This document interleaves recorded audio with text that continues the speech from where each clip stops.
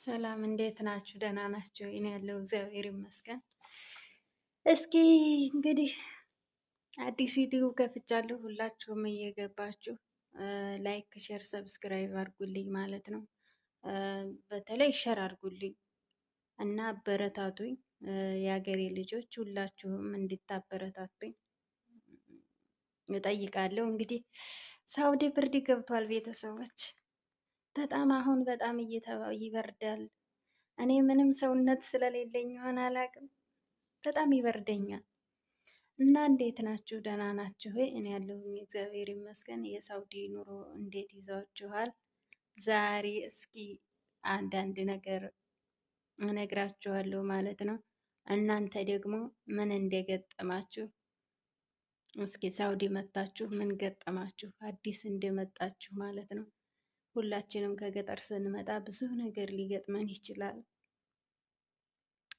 እና እኔ የገጠመኝን እነግራችኋለሁ ማለት ነው።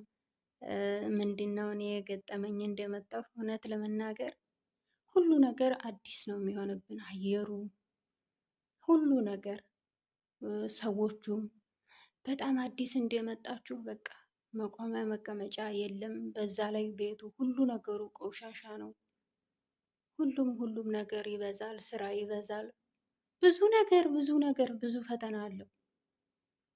በዛ መሀል ደግሞ ትልቁ ለኛ ፈተና ቋንቋ ለመቻላችን። ቋንቋ ትልቅ ነው፣ ለኛ ትልቅ ፈተና ነው፣ ቻሌንጅ ነው። እና እኔ እንደመጣሁኝ ከ5 ወር በኋላ መሰለኝ። ከዛም በፊት ግን ያው ትንንሽ እንደዚህ ቤት ውስጥ ብዙ ነገር ሊገጥመኝ ይችላል። ግን በህይወት የማረሳው ነገር ይሄ ነው። ከ5 ወር በኋላ የሰውዬ እናት ቤት ሄድን ማለት ነው። የሰውዬ እናት ቤት ሄድን። እኛ ሶስታችንን ሄድ ነው፣ ሰውዬ፣ ሴትዮና እኔ ማለት ነው። ልጆቹ በኋላ ነው በስንተኛ ቀኑ ነው የመጡት? ወደ ሳምንት ቆይተናል። ከዚህ የ3 ሰዓት መንገድ መሰለኝ፣ የ2 ሰዓት ኧረ 3 ሰዓት ይወስዳል። ግን ሰውዬ ይፈጥናል ሲነዳ እና ደረስን ማለት ነው። ልብሴን ከዚህ መጀመሪያ ልብስ የእነሱን ሻንጣ ምናምን ስናወጣ ሳወርድ በሊፍት ከሊፍት ውስጥ ሰውዬ ነበረ ወደ መኪና ያስገባው። የኔን ልብስ ትቶታል ማለት ነው። የኔን ሻንጣ ረስቶት ይሆን አውቆ ይሆን አላውቅም። እዛ ስንደርስ እቃ ሳወርድ የኔ ሻንጣ የለም።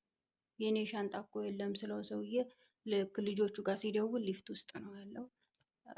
ልጆቹ በ4ኛ ቀኑ ነው ምናምን መጡ።